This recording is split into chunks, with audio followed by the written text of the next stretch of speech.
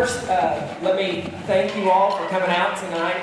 This is the 2016 class into the Rogers Mountaineer Athletic Hall of Fame. This is the 14th class that has been inducted into this Hall of Fame. And as you listen to these stories about these athletes, I'm telling you, this is an incredible class. It's just incredible. So I just want to thank everybody for being here. At this time, if you are a member of the Board of Directors, I want you to go ahead and stand. We do have a Board of Directors. Jamie, you can go to the next slide. There we go. Myself, I'm Brian Jackson, Rick Stocker, Sean Lee is in the back, Charlie Abernathy is in the back, and I'll just say something. If we didn't have Charlie Abernathy, I'm out of here, because he is the guy around this campus. So thank you, Charlie, for everything you've done. Mitchell Hankins. Jamie is up. Everybody know Jamie Raines. She's up. She's my Vanna White today. She's going to be doing the slides. Mindy Brown was out at the table, and she is actually helping set up in the other room. And Mr. Kruger, Mark Kruger, couldn't be here tonight. So let's give them a round of applause.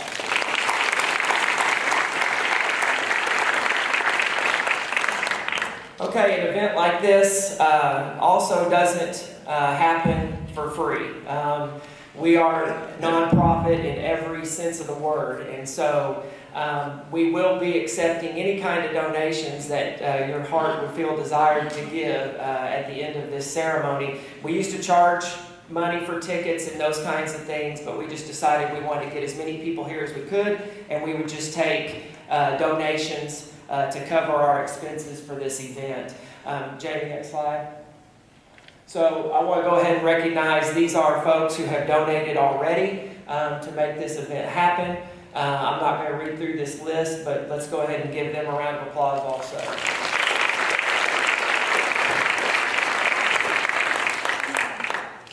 Okay, at this time I want to recognize any Rogers High School staff. If you're a Rogers High School staff, would you please stand?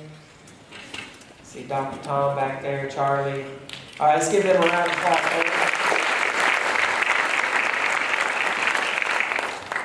Okay, if you are a current member of the Rogers Athletic Hall of Fame or a spouse of a member who has deceased and is no longer with us, would you please stand?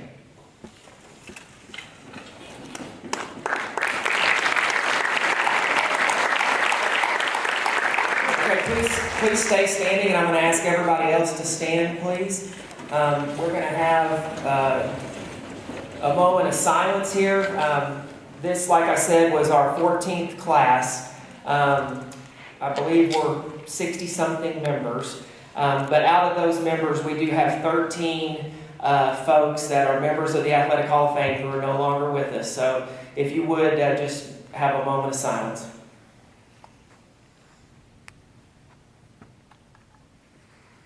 Okay, thank you. You can be seated. Okay, now for the 2016 class. Our first inductee is going to be presented by Mr. Matt Nelson. Come on up, Matt.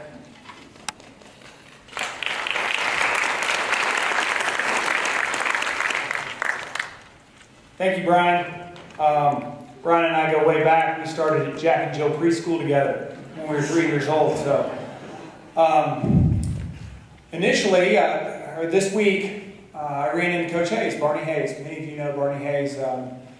And I said, Coach, did you know that Matt Purrier is going to get inducted in the Hall of Fame? And he said, I sure did. And I said, well, I'm going to introduce him.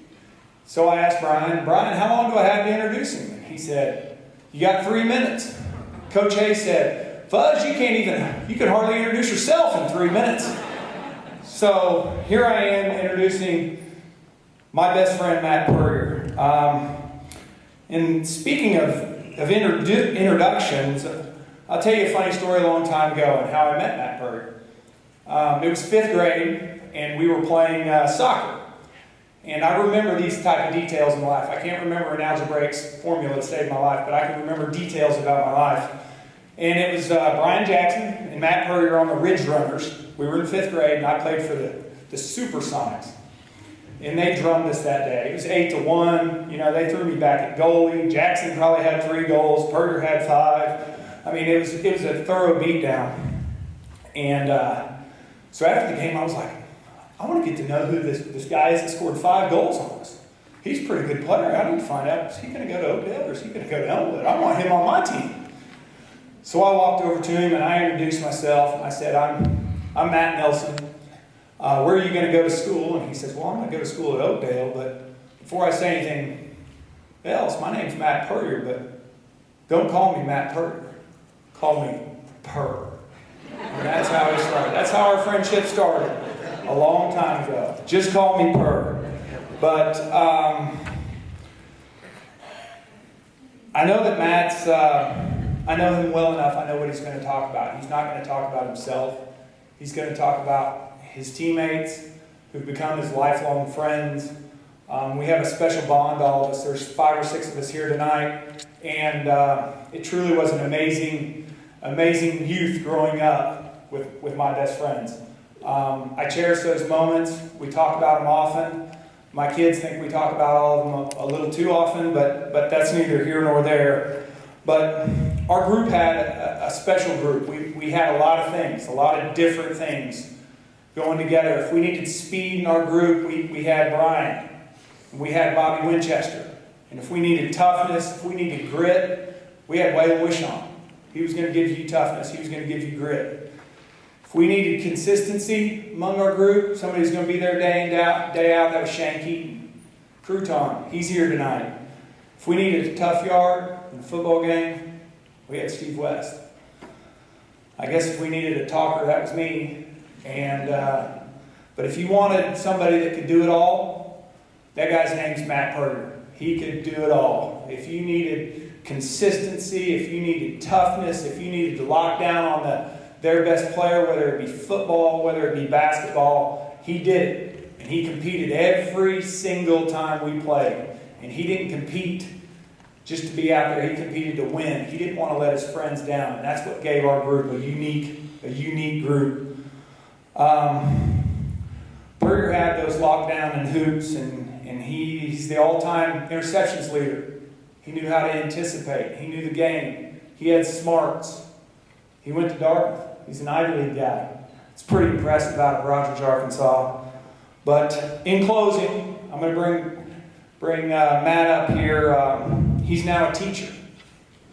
He's teaching our youth to be a bit like him, to be a competitor, to be tough, to do the right things. I can tell you that he is an amazing athlete, but he's a better person. He's an incredible dad to his 2 daughters that are here. He is an incredible friend, and he's my best friend. So I'm going to bring this guy up. Hall of Famer, Matt Purrier.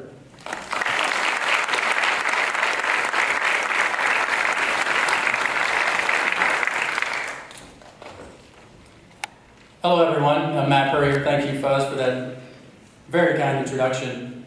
I'd first like to thank, while I'm up here, I want to begin by thanking the Rogers High School Athletic Hall of Fame for this honor. My good friend Brian Jackson called me earlier this summer. Brian I've known longer than probably anybody else in my life other than my own family. Called me to tell me I was in the Athletic Hall of Fame. I said, that's awesome, that's great, thank you that's great. And I thought about it, I said, well wait, why are you calling me? And he said, oh, well, I'm the president of the board. I said, well, okay. And I said, well wait, who else is on the board? And he named 12 people, and I think I knew 11 of them. I was like, well, no wonder I made the Hall of Fame. I guess it pays to know the right people. Kidding aside, as someone who was born here and who grew up here and who went through the old school, South Side and Grace Hill, and then Oakdale, and then the original Rogers High School, who started playing organized sports in the Rogers Youth Center leagues, Pee Wee football, and the old Mountie Stadium, the mini Mountie relays, I don't know if those things still go on. As someone who got to be interviewed on Kerm Radio, I can truly appreciate what this award means. A big part of who I am today is because of this place, these people, and this community. And to be recognized here tonight by that same group makes it that much more meaningful. So I really appreciate what you guys have done. Of course, there's a lot of thank yous. I'd like to thank my family, my wife Michelle, and my 2 daughters, Claire and Caroline, who are currently not paying attention, just like being a high school teacher, nobody's paying attention anymore. It is funny to think about my own playing days. They were long gone by the time these people showed up in my life. And they never even knew that I really played sports, right? I mean, now I'm a middle-aged guy who just talks about the fact that he used to play sports. I'm not sure that they believe me. I try to get them to watch videos. They're not necessarily into that so much. And they probably would have thought I was making this up had there not been a ceremony, so I'm glad there's a ceremony so that they had proof that this is all true. But the truth is, without them as part of my life, this wouldn't mean really anything. So thank you guys for all that you do.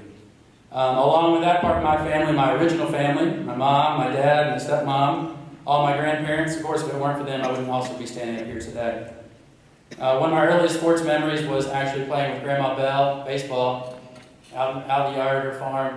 Her in her old country dress, throwing me she had the mitt on out there throwing fastballs with me. And when you've got grandparents like that who will do things for you, and then my mom, I think she only missed one of my athletic events in all the years that I played. And it was a game that many of you in this room were probably there for, the 7th grade throwdown between Odell and Elmwood basketball. It was the good guys versus the bad guys. And my mom, it was the only game she could not get out of bed. She literally could not get out of bed. So I had to walk up there from the old Westwood address, and we won. Odell won, went on to win. Oh, I got a round of applause for that. So when you're having family members like that who support you and love you and are there for you through everything, it's hard not to have some success. So I'm very appreciative of everybody in my family for what they've done for me. Also want to thank all those other people who treated me like a son for years and years and years. Many of them have been honored by this group. Dr. Jerry Hitt and his wife Rita, Brother Ben Rowell, Miss June, and Lloyd Phillips, and of course all my teachers, Ed Prentice, and the Reagan sisters, and Michael P. Smith, and so many others. And of course all my friends' parents, who were basically my 2nd and 3rd and 4th and 5th and 6th sets of parents, who were with me through all of this. Nancy Kendrick and the Jacksons and the Bradleys, the Keatons, the Hitts, the Hubers, the Taylors. If it really does take a village to raise a child, then I am that child. So I'm very appreciative of that. And of course, I would be remiss if I didn't thank these last two groups, my coaches and my teammates. My coaches, anybody who's been around Rogers sports for any length of time knows a lot of these names.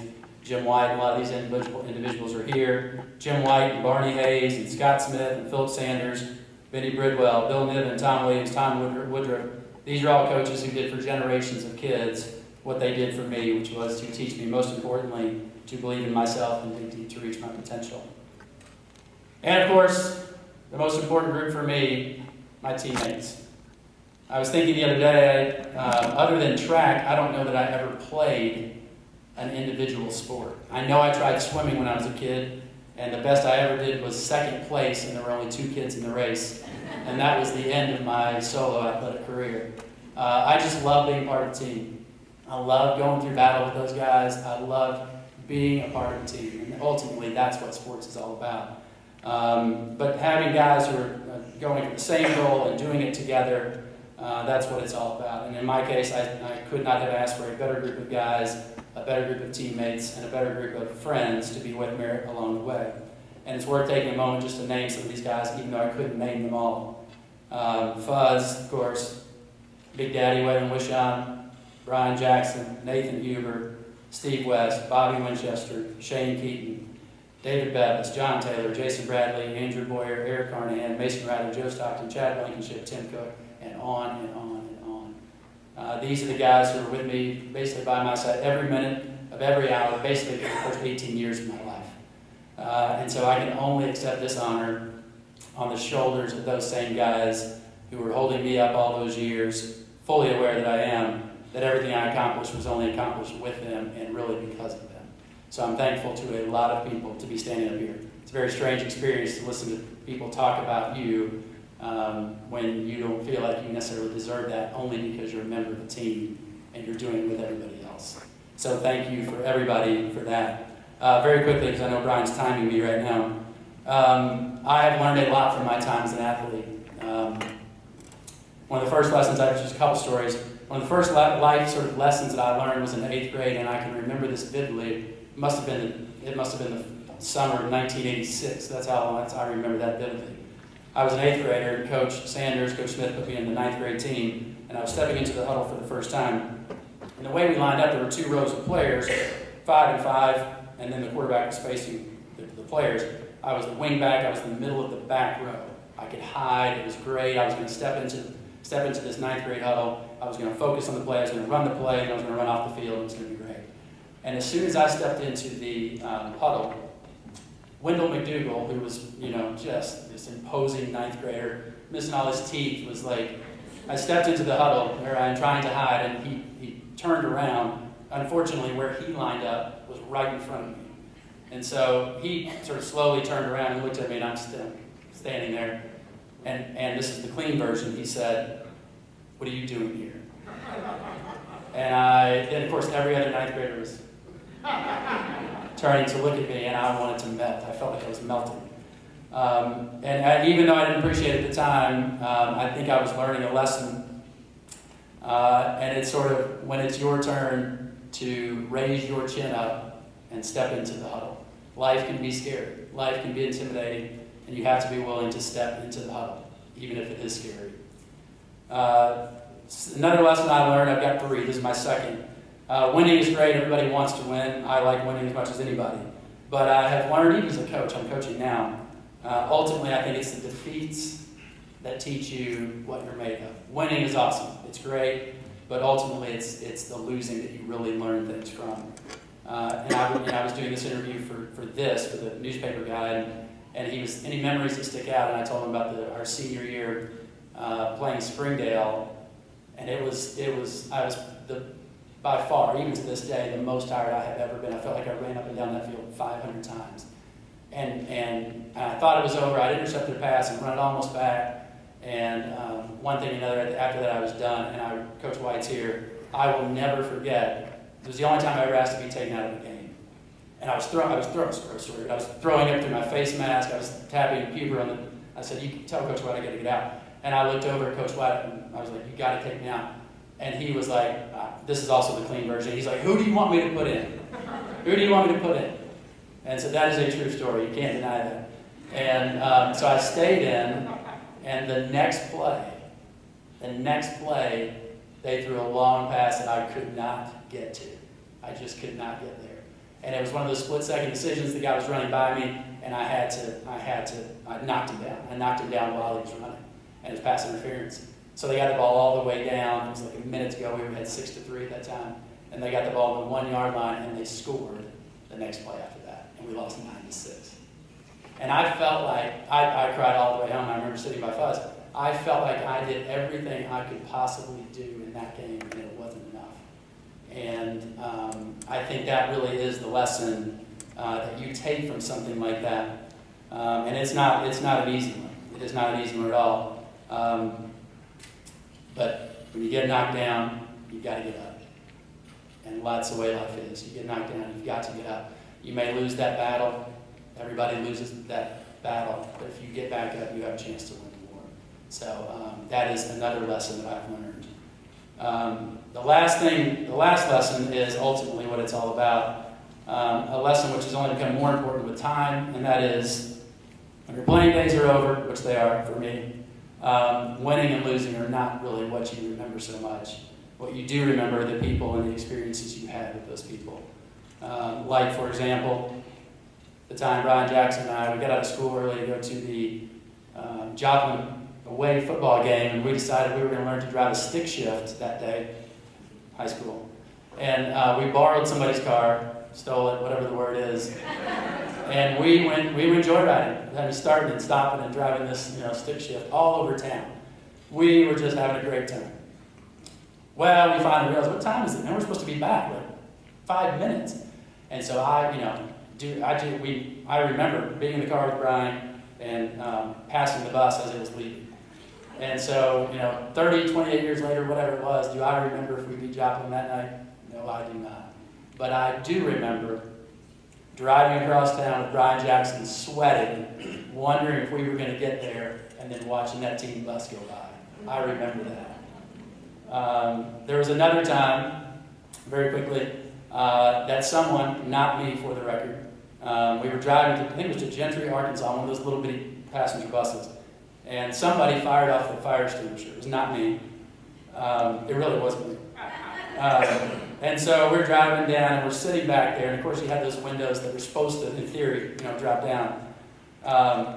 None of the windows are open. It's like a gas chamber back there. We're sitting there. We can't see, we can't breathe. Chad Smith was the only one who could get his window down just a sliver, and he's got his face out the sideways. I can't breathe, and I'm going to die, whatever.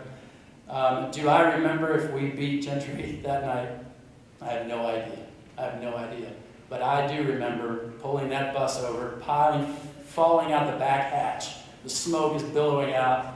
And I remember standing there, it was dark, I remember standing there on the side of the road with all of us standing there being like, that was awesome. That was awesome, right? I mean, those are the things that you remember. And this last one is, just something that I remember. Our senior football season had ended, and they were giving us the option to buy our football jerseys, like seniors. And it was $40, and I didn't have $40. And so without saying anything to me, Fuzz went and bought mine for me. And so all the games that I played football in Pee Wee, and I was thinking about this junior high, and high school and college, I counted over 100 games and probably practiced 5 times that many times. And do I remember pulling that jersey on over my head, over my shoulder pads any of those times? I can't say that I do. But I do remember that one time that Fuzz brought me my Rogers blue Mountie jersey. I do remember that. So sometimes sports and life can be about winning and losing, but more than anything, it's about who you get to stand beside when you play your 4 quarters. And that, of course, is what I'll take with me forever. Thank you guys again for this honor. I will cherish it, as well as the victories and losses and memories I have of being an athlete in and for Rogers, Arkansas. Thank you guys very much.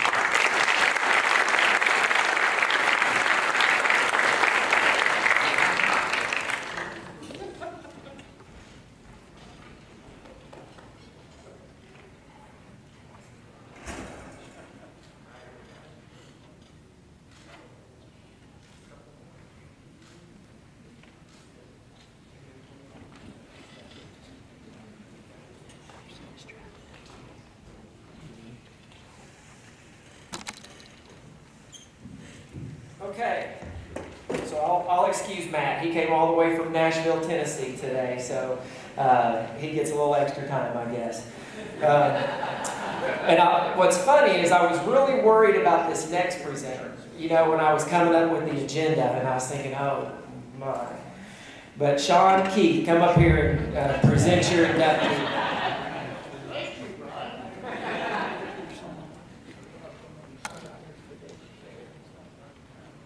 I'll promise you one thing. My inductee will not talk as long as Purdy. That I can guarantee you. Purdy, thank you. That was very nice. And I guess the real lesson to learn is, hey, Coach White, when he says he needs to come out, maybe you ought to take him out. That's the lesson I took from it, Purdy. My name's Sean Keith. I graduated class of 1986. Next week I will turn 49 years old. And as a result of being 49 years old, you quickly realize that if you're going to give a speech, you're going to look at notes on occasion, you better put your cheaters on. As we all know, time just kind of slips away from us. I haven't talked to Margaret Bird more than 2 or 3 times in the last 30 years. But from first grade until we were in junior high, she was my best friend. When I moved to Rogers, I was in kindergarten. We moved to 601 South 19th Street. The Oafs lived at 601 South Dixieland. The only thing that separated our 2 houses, and it was just back to back, were the Allens. The Allens were the house in between us. From first grade until we started driving to school, Margaret Ann and I walked or rode to school every day. Ours was the best of childhood relationships. because it was never complicated by anything more than just friends. She was simply, for that period in my life and my life in her, my best friend. I never really thought about girl, boy, or anything like that. She was just my best friend. And if I close my eyes for a moment, I can see a chubby little kid running behind a blonde-headed girl, past the back gate, across the rabbit field, until we reached this magical giant tree that was hollowed out in the middle. And there were nailed pieces of wood on the inside so even I could climb it easily. Margaret Ann could always run faster, climb higher, and smile brighter than any of the people that we hung around. On the other hand, Miss Ove, I could talk more, which apparently was enough to keep me around.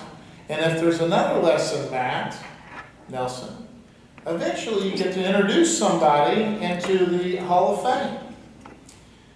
I walked in and out of the Ove house like it was mine. And every morning, she opened our back sliding glass door and came in to get me for school. Our mothers fed each other as if we were just an extra addition. I still remember the wood-burning stove. I remember the step down between the kitchen and the game room. And I remember Mr. Oath shed of mysterious and wonderful tools and contraptions. Margaret's ability to run, jump, and climb better than any of us translated into a remarkable athletic career. Once she got to the age of organized sports, which back then was basically junior high.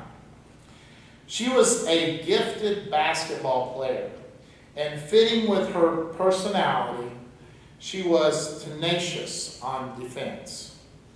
Her senior year, she was named to the All-West Conference, All-Conference for 4A West for basketball. And this quote that I found, actually Matt Crafton found, from the Rogers Morning News sums up her basketball career.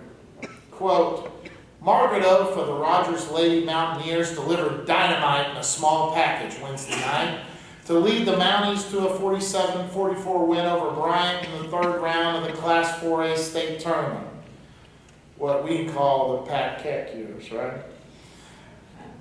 Oath only scored 2 points, but made that basket count to its fullest. Oath's steal and layup with 1:45 left in the game capped a rally by the Lady Mounties in the fourth quarter and tied the game at 40. But to be honest, it was her running that made Margaret a Hall of Fame member. Her career at Oakdale was highlighted by her performance in the 100-yard dash, the 220-yard dash, the 440, the 440 relay, hurdles, and the long jump. She not only participated, but won all of those. When she was in the 9th grade and had finished her season running for Oakdale Junior High, she was called up by the high school coaches to run at the conference track meet. Here's a quote from the newspaper about her first race in the 9th grade at the high school conference meet. According to RHS coach Pat Keck, the Lady Mounties were trailing by nearly 30 yards when Oath, who was brought up from Oakdale's 9th grade team this week, got the baton. From that point, the contest was over, as Oath smoked her competitors down the stretch. During high school, she went on to win the 800-meter run at the Arkansas Meet of Champions as a junior.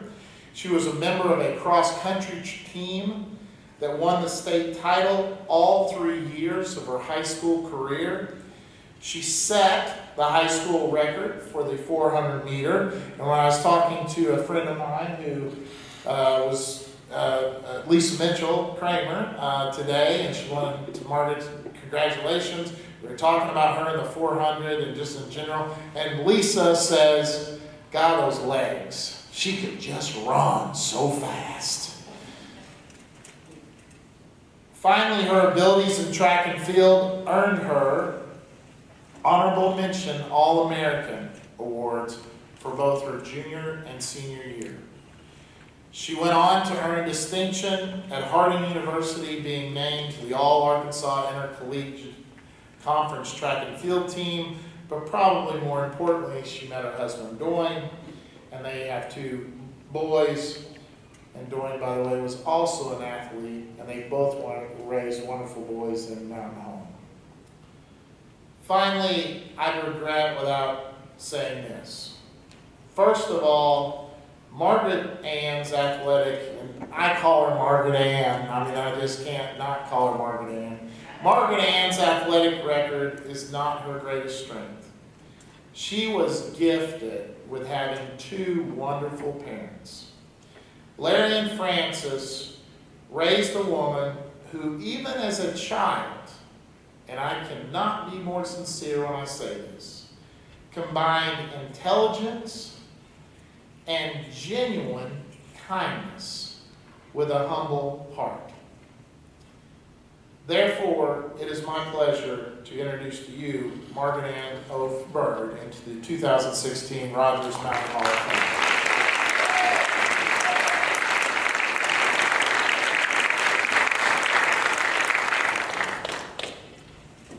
Wow, that's hard to follow. And we do go back all the way to the 1st grade, and I did go over to his house daily, run into his backyard and cross the fence and all that good stuff. When Matt Crafton called me this summer and asked if I wanted to be a part of this, I was truly honored. Honored to be inducted to something and be remembered for something that I loved so much. The athletics has been a part of my whole life as a child and also as an adult. I loved the hard work. I loved the dedication it took, the discipline it took. Everything about it I loved. And it didn't matter what sport. It's true, God gave me a special talent in running and a gift. And I used it, but I used it for everything. We did swim team, I did karate, I did basketball, softball, you name a sport. They put it out there, I'd try it, because I loved it. And it's what you can learn from it, the hard work, and you can carry that over into so many other things, aspects in your life. And I hoped I could pass that on to my children. And I just want to thank, I didn't come up with a list of names or people. I just wanted to especially thank my parents for the full support they gave me. They were at every event. They were there every time. My dad passed a few years. I wish he could have been here for this, but he was my biggest fan of all. And I definitely want to thank my husband, because he's been a full supporter in our adult life. He's pushed me. We bike together. We run together.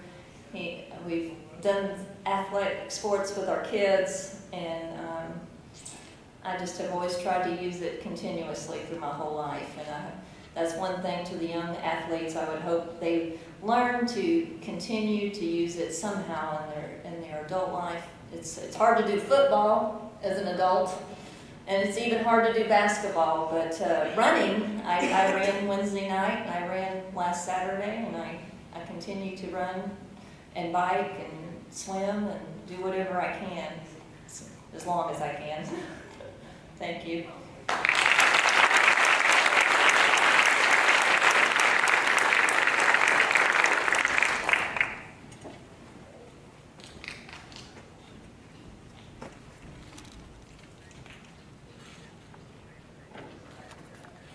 Mm-hmm.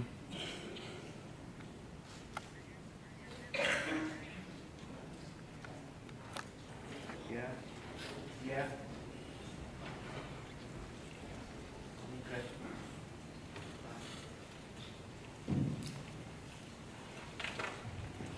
Okay, our next inductee is going to be presented by his sister, Miss Rita Wise.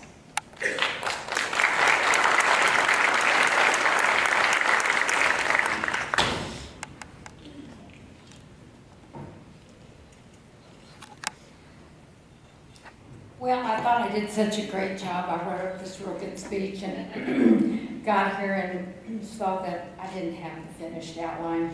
So anyway, I'd like to take this time to thank the committee for the opportunity to select John Collis for induction into the Mountaineer Hall of Fame. I'd like to thank Mitchell Hankins personally for calling me to take this time to honor my favorite brother. Oh, that's right, he's my only brother. Yes.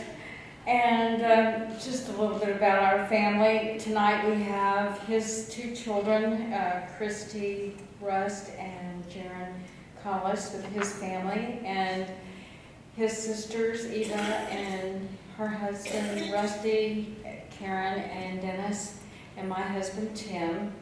And most of all, Johnny's favorite beautiful wife, Sherry.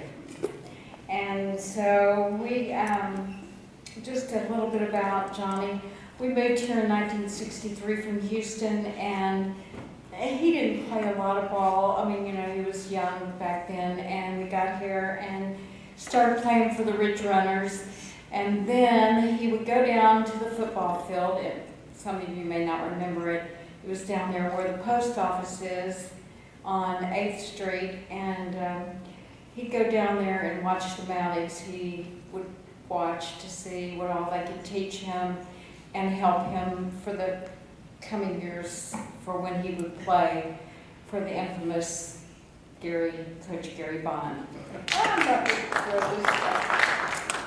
Okay, so Johnny played quarterback and linebacker for Coach Gary Bond for the years 1965 through 1968. His accomplishments in 3 years at the helm of the Mountie team were: a new record was set for total offense, gaining more than 1,000 yards through the air each season, while averaging more than 450 yards rushing. In 1966, he had 49% completion rate in passing with 2,000 yards gained. He held rushing leader title for 2 years out of the 3 that he played as a Mountie. In 1968, the Mounties were District AA champs with Johnny as their leader, while he also took individual honors for All-District, All-State, and Outstanding Back in the district. Johnny was one of the best athletes in school. He had a fierce desire to compete with his strong mental and physical toughness. But he always said it takes a team to win, and a coach like Gary Bond who gave it his all. I'd like to end this with just one, I think, the most memorable story, and I wish our mother was here to listen to this because I'm sure she could add a lot to it, and I know Ike Skaggs could, but the Mounties were playing Grove, Oklahoma, and they were down on the 3-yard line of the Mounties, and Johnny decides to run a quarterback sneak. Well, as we talked here, he had a very good arm. He was a little slow on the feet. So they didn't have much confidence that he was going to make it to the other end. But after lots of coaching and inspiration from his mother and Ike Skaggs running down the field with him, Johnny made his 97-yard touchdown, and that probably was one of his career best. So Johnny now lives in Rogers, Arkansas with his family and is retired, and one of his greatest attributes today is his life with his family and his life with his church. So I want to take this time to announce my brother that I love dearly, John Collis, all the time.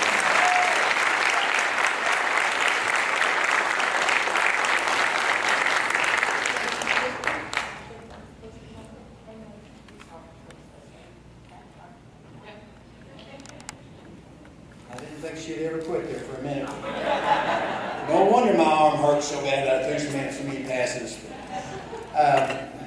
We were in Alaska this year and doing a bucket list and wound up and had a phone call. And my good friend, Mr. Hankins there, he called and he said, Johnny, he said, I don't know how you did it, but you're now going to be in the Hall of Fame.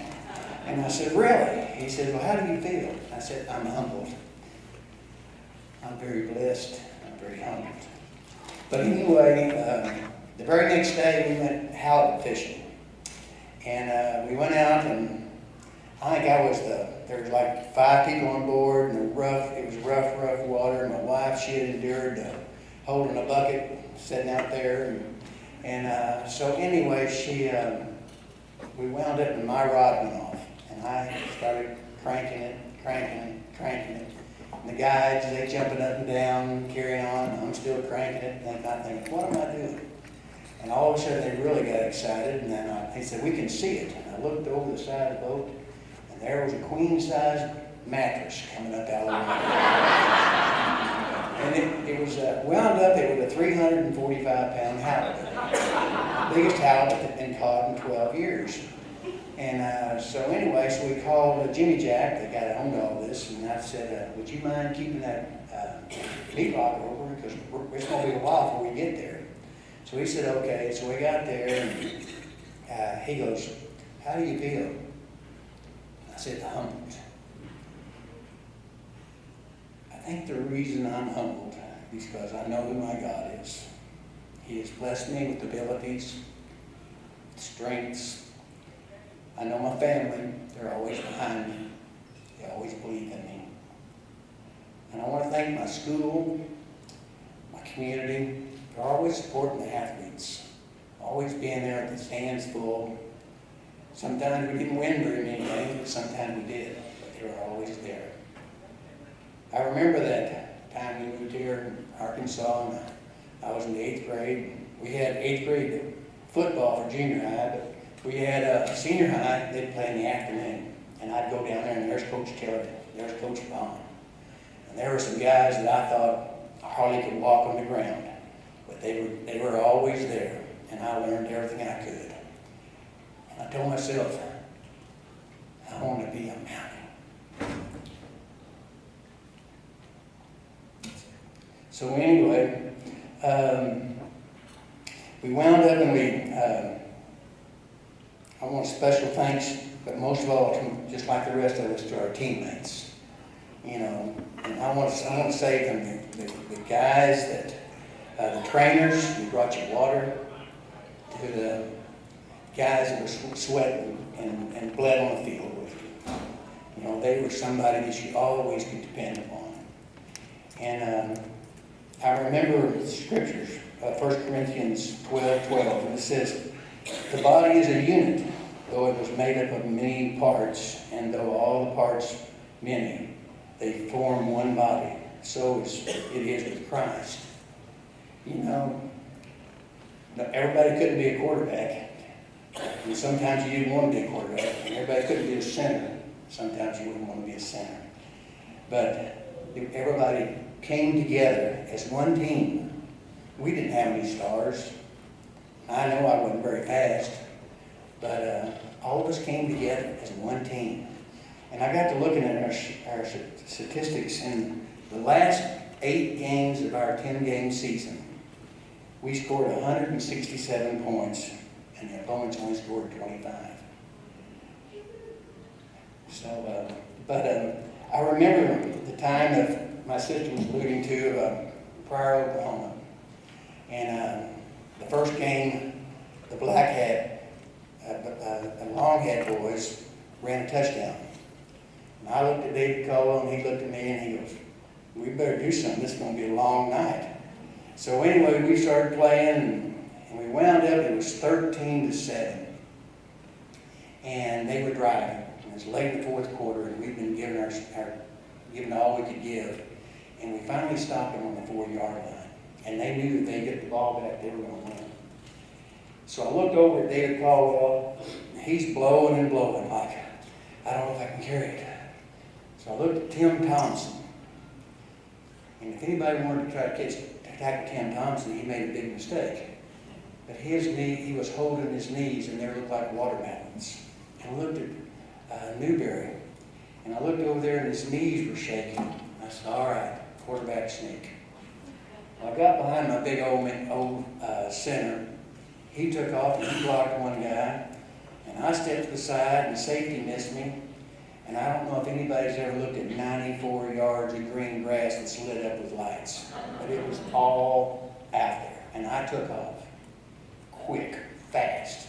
And the harder I ran, I could feel a surge of energy pushing me, pushing me, pushing me. And I knew those long-hat boys, they were 9'4", 9'5". I was told they were in the 9s. It could have been a 50-yard dash, I don't know. But I got down there, and I scored that touchdown. And in the games, on Monday, we always looked at the films, and that surge of energy was Dennis Steins had come all the way across from split end, all the way began behind me, and was pushing me in the back and blocking 2 guys, pushing me in the back, blocking 2 guys. And I got down there, and my mother had come out of the stands and had run 50 yards, and was down there waiting and said, come on, son, you can make it. Come on, son. And I told Ike, I said, I sure appreciate you blocking that guy. He goes, well, he said, I blocked him. He said, all of a sudden I looked up, and we all just kind of sat there and looked, and he goes, bam, there goes Collis. But I think I take away from the coaching, the teaching that Coach Bond taught me. He says, you got to have a goal. He said, you don't need to tell anybody that, but you got to have a goal. And I started setting small goals and accomplishing those. And the more you set, the more you can choose. And if you have faith and you believe in who's leading you, and follow your good shepherd, he'll lead you to where you need to be.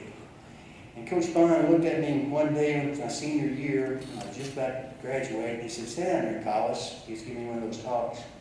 And I said, yes, sir. He goes, I want to understand, I want you to tell me something. He said, you played for me for 3 years, defense and offense. He said, how did you do that? He said, you were too little to play offense, and you weren't fast enough to play defense. How'd you do it? And I said, Coach, I guess I just like the team, like the game.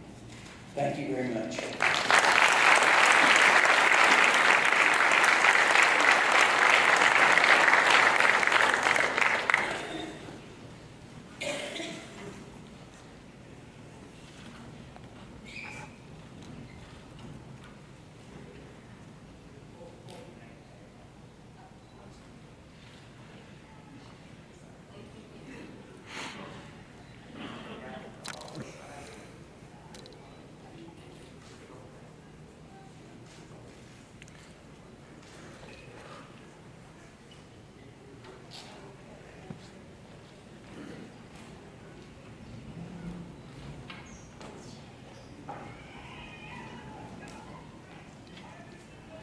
Okay, our next presenter is Miss Amy Kugler.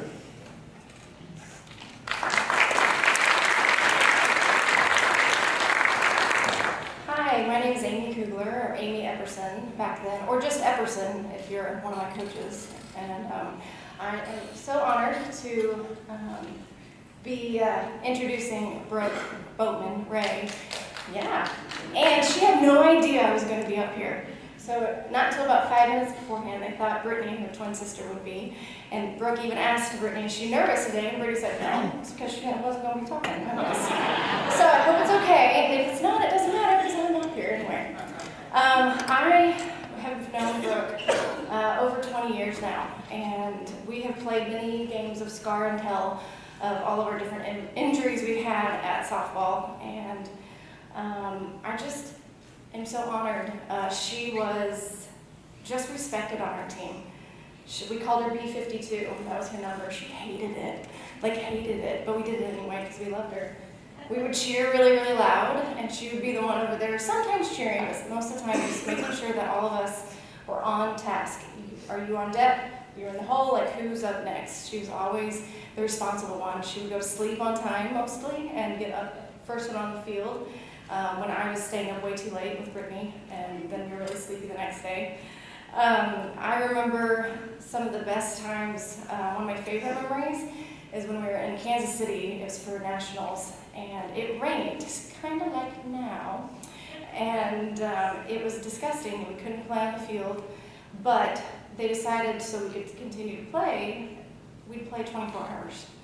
And I was like, you can do that? Like, legally, you can do that? And so I remember sleeping. I don't know if we were in the same car or not, but all of our moms made sure that we got up. All of us were disoriented, and they threw us out on the field. And I don't know if we won or lost. I'm not sure I knew which way I was supposed to go. It was so disorienting. But I just love the time that I had here as a Rogers Mountie, and also playing on summer ball with Brooke. I think, if this is correct me if I'm wrong, she's the first fast-pitched inductee. Correct. This sport is really special to me. My dad and Brooke's dad were very annoying to get this going. They really wanted to switch from slow pitch to fast pitch. It's the reason why I moved to Rogers instead of any other town around here. We moved here because fast pitch was coming. It was different. It was new. It was only 1996. It wasn't that long ago. But we were honored. We won runner-up the first year, and then, my senior year we won.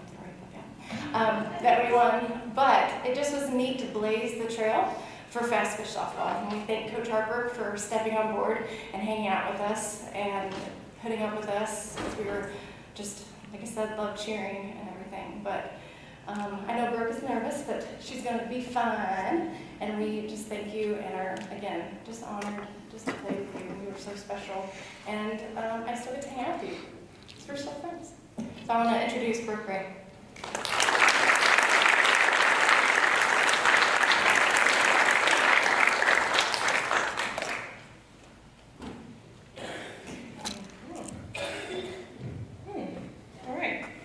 Thank you, Amy. And she's right, I was not expecting her to introduce me today, so I'm really appreciative. Thank you. It's very surreal standing up here. My husband, 2 babies, and all of my aching joints tell me that it's been 17 years since I played softball here at Rogers High School. And at the time, RHS, like Amy was saying, we were doing lots of new things. Trailblazing is what she said. When I was in 9th grade, RHS started the very first fast pitch softball team in the state, and which eventually led to my senior year being enough teams in the state to have our first ever state tournament. So it was a very big deal. Well, at least to us, it was a very big deal. Really working hard and being persistent and trying to establish the sport. Our games are sort of remembered and also forgotten. The stats are a distant memory to some. But what I remember most are all the people that helped get us to the point that we're at now. My family, of course, my parents, and I hope I don't cry. My parents and my sister, who was my battery, the catcher to my pitcher, and was with me through every sacrifice, everything that we went through. And of course, our coaches who sacrificed, who learned, who were willing to learn the sport that got brought on to, well, put upon them in some cases, and cared enough to develop this program. Coaches like Wendy Aldridge, our original first fast pitch softball coach, Coach Kathy Caton, Tom Williams, and of course Mike Harper, who has stood the test of time with the program. Excuse me. The community that rallied around us, which we were not sure if they would, and they did beautifully, and we loved it. And of course all of my teammates who persevered and sacrificed so much to well, like I said, to develop our program. And now that we have 2 high schools in Rogers, and fast pitch is, just understood that that's what you play, and so we know that everyone I've played with has grown older and moved on, so very few remember the fight that we showed, and the records that we broke, and the barriers that we smashed, but the many miles that we played, the many, many miles that we traveled to play teams that were far superior than we were, but they pushed us to be better, to be the quality of team that we hoped we could be.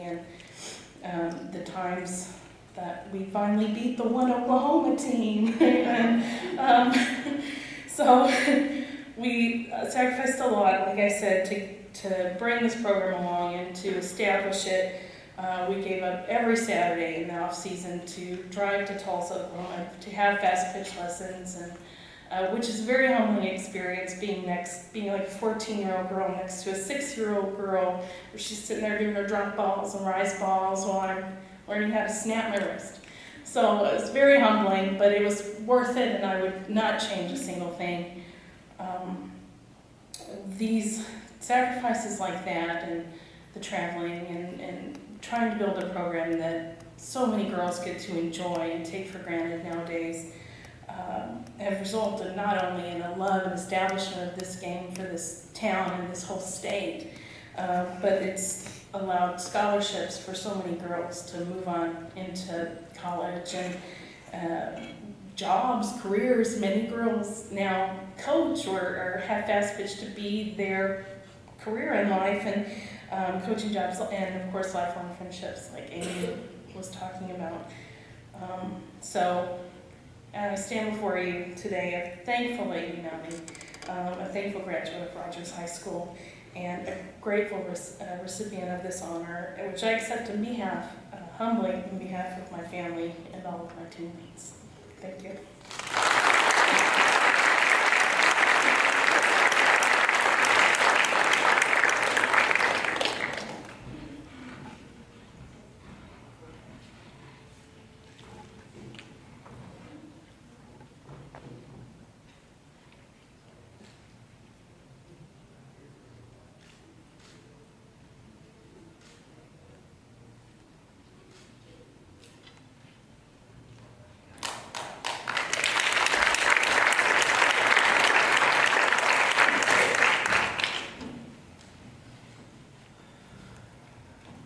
Okay, our next group that is to be inducted is actually the first ever team to be inducted into the Mountie Hall of Fame. And to introduce that is Mr. Mitchell Hankins.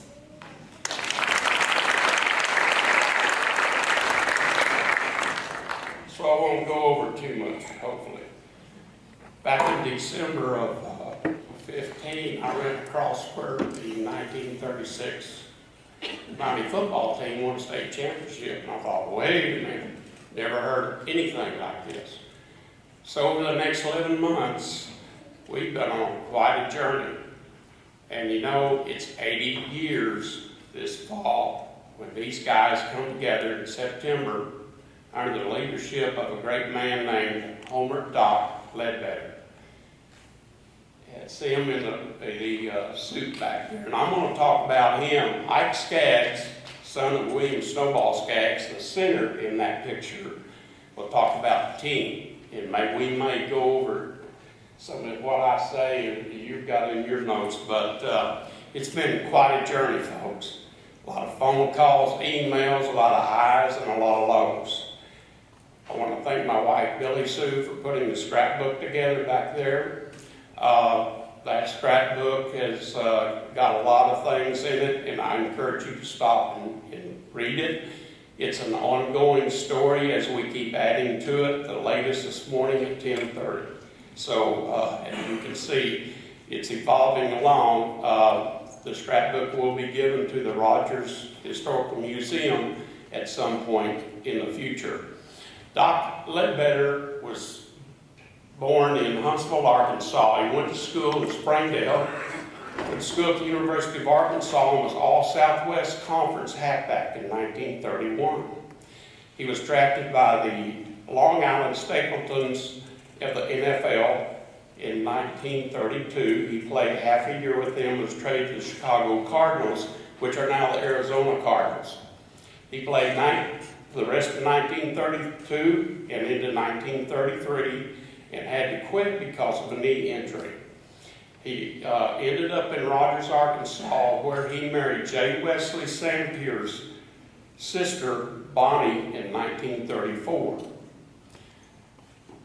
In 1935, during the football season, the football coach about midway through the season up and left one night, never showed up. So Homer stepped up with Bert Kirksey's encouragement and took over the football team. As the season wore on to the end, they started winning games, and he was laying the foundation for the 1936 season. Doc led these guys through a remarkable season. They only allowed 18 points all year long. They played 9 games. So they were the only undefeated team in the state of Arkansas. And so they crowned themselves state champions, which they very well should.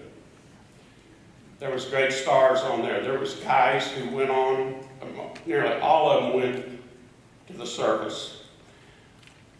Bert Kirksey's son lost his life in Luxembourg, Belgium in World War II. He's buried in Rogers Cemetery. The others either made a career with the Army, the Air Force. They went on to be pilots or groundmen. Through the leadership of Doc Ledbetter, they were learned to be disciplined, so they made better soldiers. Doc Ledbetter coached here in 36. He left here in the spring of 37 for Hobbs, New Mexico, for a football stadium that had lights and seated, I think, 3,000 people. In 1940, he joined the Army and obtained the rank of Lieutenant Colonel under General George Patton. He was in the European theater. He's got numerous awards in that. He came back from the service in 1945 and was appointed Director of the New Mexico Highway Patrol. On October 26, 1946, outside of Raton, New Mexico, Doc was returning from a hunting trip to South Dakota. They had a car crash and 3 of the 4 people in that vehicle perished. Doc was one of the 3. He left behind a son, Pierre, who went on into the military.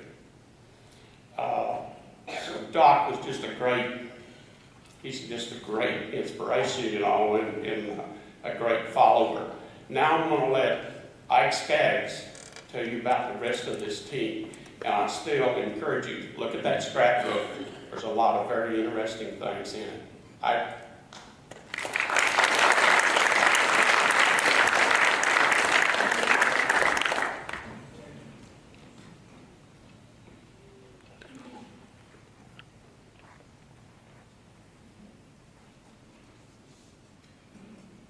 Good afternoon, good evening, whatever.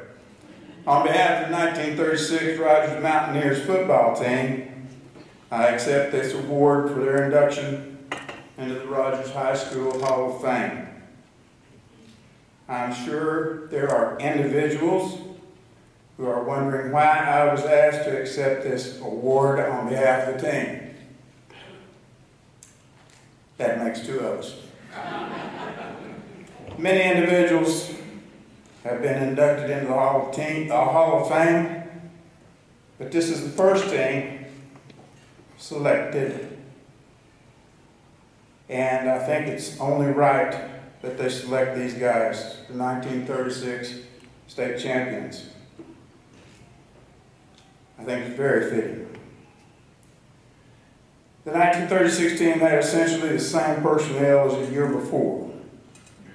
My dad, Snowball Skaggs, thought their new coach, Homer Carroll, Doc Ledbetter, is the person that turned it around. For example, he switched Snowball Skaggs from tackle to center and Ray Harris from center to tackle. Now this wouldn't have been possible had it not been for a non-football player named Milton Scholes. Milton Scholes lived 2 miles from my dad, who lived in Avoca. Milton lived in Pleasant Hill, I believe. Doc gave Snowball a football and told him to go home and learn how to single wing snap or long snap over the course of the summer. And he was having a really hard time. And Milton Schultz happened by him one day and said, "Oh, what are you doing?" He said, "I'm trying to learn how to snap the football." And Milton said, "Well, let me see this." And he got down, ball between his legs, boom, back there at the rocket. And he goes, "There's nothing to this, Weed." So Dad sat there and eventually learned how. So had Milton Schultz not taught my dad how to long snap football, the transition from my dad to center would never have been possible. I asked Snowball one time what kind of ball carrier Ray Harris was. He said, "I'll tell you this, son. If you didn't block for Ray Harris, you were fixed to get run over.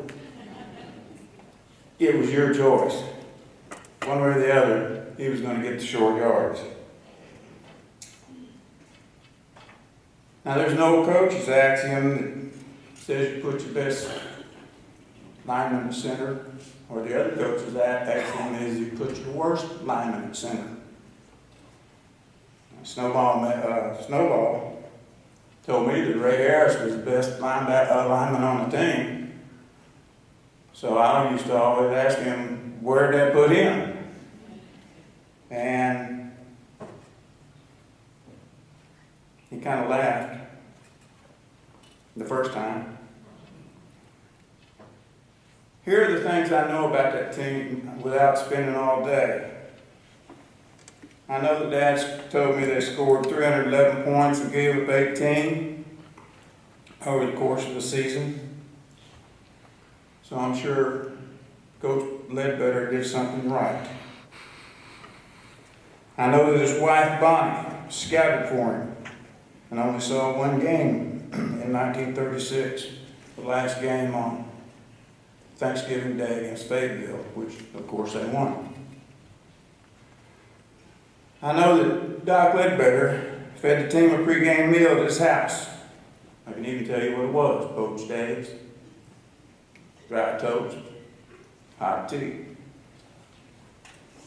I know the practices were about an hour and a half long, and that the team rode to the game in cars because Doc didn't like them riding in school buses. Didn't want school buses. School buses were a little bit faster today than they were back then, evidently. I know the tailback, Junior Mitchell, was a scoring machine. But during the game, he wasn't. If you ever met Junior Mitchell, you know that he wasn't a very loquacious person. He told my dad one time during the middle of the ball game, "I don't mind scoring touchdowns. I just wish y'all wouldn't beat me to death when I got to the end zone." I know that the starters got benched at halftime during the Alma game for underperforming, and that the second team played the entire second half. Final score, Rogers 24, Alma nothing. I know that Dad and Bill Keener, one of the ends, went to the University of New Mexico. I know that Ray Harris went to Hendrix University now, Hendrix College back then. I know that Ray Hendrix went to Hendrix, where he beat the brakes off of everybody in the Arkansas Intercollegiate Conference. I know that Junior Mitchell went to the University of Arkansas. I know that James Wood went to the United States Military Academy. All were football players. I think but can't prove that all seniors on this team got some type of athletic scholarship, but that's what Dad said. So, as far as I'm concerned, it's gospel. If you know my dad, you know why I believe it. I'll just say this.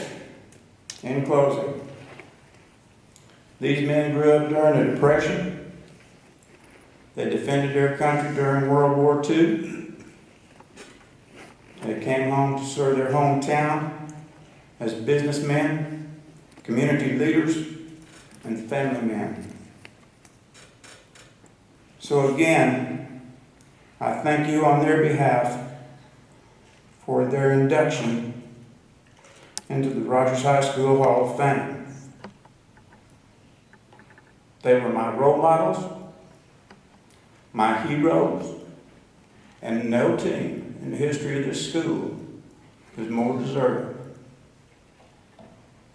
Thank you.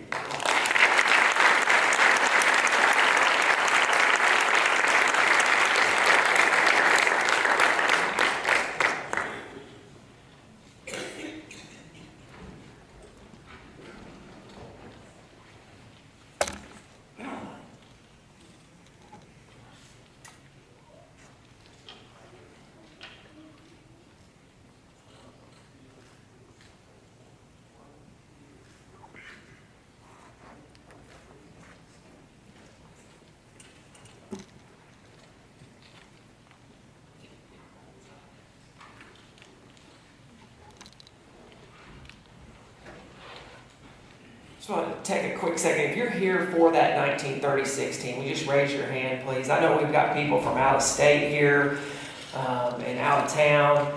Let's give them a round.